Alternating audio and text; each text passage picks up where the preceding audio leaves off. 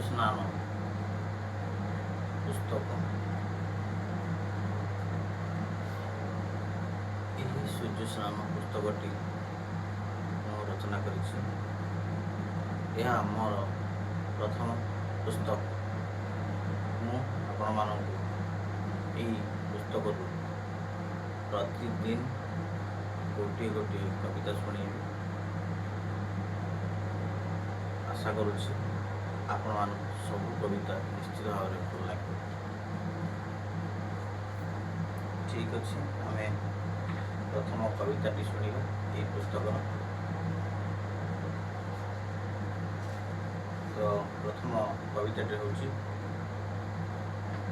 କନ୍ଧମାଳର ଇଷ୍ଟଦେବୀ ମା ବରାଳୀଙ୍କୁ ନେଇକି ଏକ କବିତା ରଚିତ,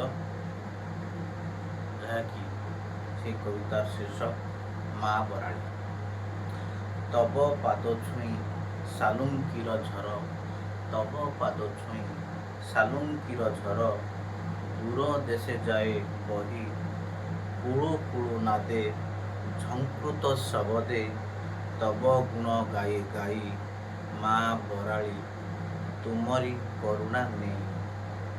ଗମ୍ଭୀରାଟି ତୋର ଅତି ମନୋହର, ସେଇଠି ତୁମେ ପୂଜିତ, ତୁମେ ଦୟାମୟୀ, ତୁମେ କୃପାମୟୀ, ତୁମେ ତ ସଦା ବନ୍ଦିତ, ମା ବରାଳୀ ତୁମରି କରୁଣା ପାଇଁ।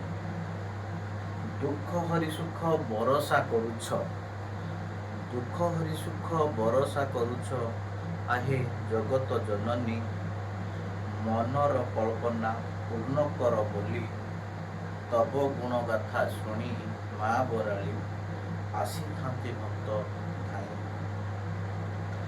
ତୁମ୍ଭେ ସବୁ ଇଚ୍ଛା ପୂରଣ କରୁଛ, ମଙ୍ଗଳ ପ୍ରଦାନ କରି, ଆଖି ଅଶ୍ରୁ ଢାଳି ଡାକି ଦେଲେ କେହି, ତବ ନାମ ହୃଦେ ସ୍ମରି, ମା ବରାଳୀ ତବ ପାଦ ପଦ୍ମେ ଚାହିଁ, ତବ ପାଦ ପଦ୍ମେ ଚାହିଁ। ଭଣେ ଭାଗୀରଥୀ ଘେନ ମୋ ବିନତି, ଦୟା ଥାଉ ନିରନ୍ତର, ଅଧମ ଜଗୁଛି ତୁମ୍ଭରି ନାମକୁ, ଦୁଃଖୀଙ୍କୁ ଉଦ୍ଧାର କର, ମା ବରାଳୀ ଦୁଃଖୀଙ୍କୁ ଉଦ୍ଧାର କର, କୃପା ଟିକେ ଢାଳି ଦେଇ, ମା ବରାଳୀ କୃପା ଟିକେ ଢାଳି ଦେଇ। ଧନ୍ୟବାଦ, ନମସ୍କାର। ରହୁଛି। ଆଜିର କବିତା ଏତିକି ଥାଉ। ପୁଣି ପରବର୍ତ୍ତୀ ସମୟରେ ଆଉ ଏକ କବିତା ନେଇ ଆସିବି।